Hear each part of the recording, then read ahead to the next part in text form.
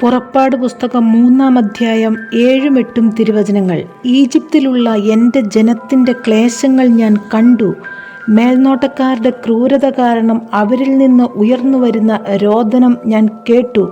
അവരുടെ യാതനകൾ ഞാൻ അറിയുന്നു.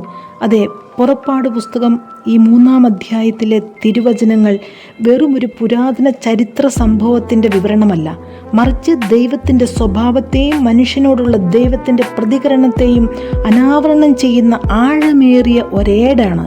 ഈ വചനത്തിൽ ദൈവം പ്രകടിപ്പിക്കുന്ന 3 പ്രധാന കാര്യങ്ങൾ ഇവയാണ്: ഞാൻ കണ്ടു, ഞാൻ കേട്ടു, ഞാൻ അറിയുന്നു.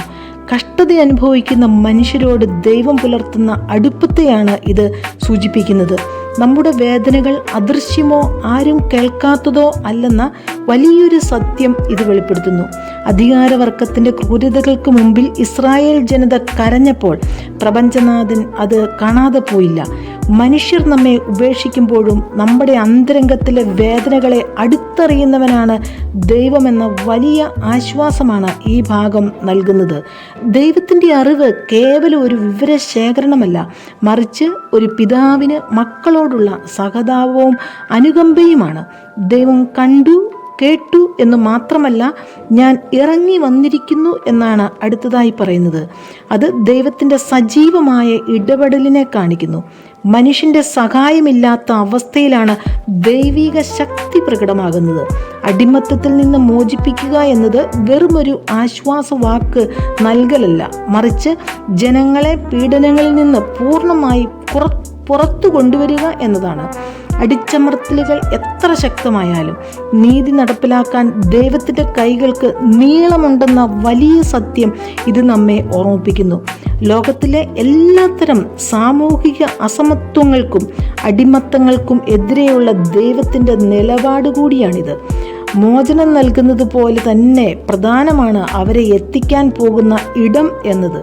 നല്ലതും വിശാലവുമായ ഒരു ദേശത്തേക്ക് നയിക്കുമെന്നാണ് ദൈവം വാഗ്ദാനം ചെയ്യുന്നത്.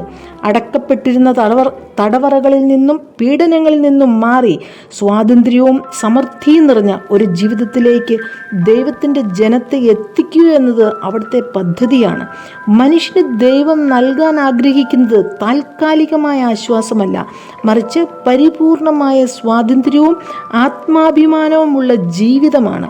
പാലൂട്ടുന്നതും തേനൊഴുകുന്നതുമായ ദേശം എന്നത് ദൈവത്തിൻ്റെ സമൃദ്ധമായ അനുഗ്രഹങ്ങളെയും വാഗ്ദാനങ്ങളുടെ നിറവേറലിനെയുമാണ് ചൂണ്ടിക്കാണിക്കുന്നത്. ഇന്നത്തെ ആധുനിക ലോകത്തിലും ഈ വചനത്തിൻ്റെ പ്രസക്തി ഒട്ടും കുറയുന്നില്ല. ഇന്ന് മനുഷ്യർ പലതരത്തിലുള്ള ഈജിപ്തുകളിൽ ജനിക്കുന്നുണ്ട്, ജീവിക്കുന്നുണ്ട്. മാനസികമായ ഭാരങ്ങൾ, സാമ്പത്തിക പ്രതിസന്ധികൾ, തകർന്നുപോയ ബന്ധങ്ങൾ, സമൂഹത്തിലെ അനീതികൾ, ലഹരിയോ മറ്റു തെറ്റായ പ്രവണതകളോ ഏൽപ്പിക്കുന്ന അടിമത്തം എന്നിവയൊക്കെ ഇന്നത്തെ ജീവിതത്തിലെ ഈജിപ്തുകളാണ്. തങ്ങളുടെ കഷ്ടതകൾ ആരും കാണുന്നില്ലെന്ന് കരുതി നിരാശപ്പെടുന്ന വ്യക്തികൾക്ക് അവരുടെ രഹസ്യമായ കണ്ണീരും നിലവിളിയും കേൾക്കുന്ന ഒരു ദൈവമുണ്ടെന്ന വലിയ പ്രത്യാശ ഈ വചനം പകരുന്നു.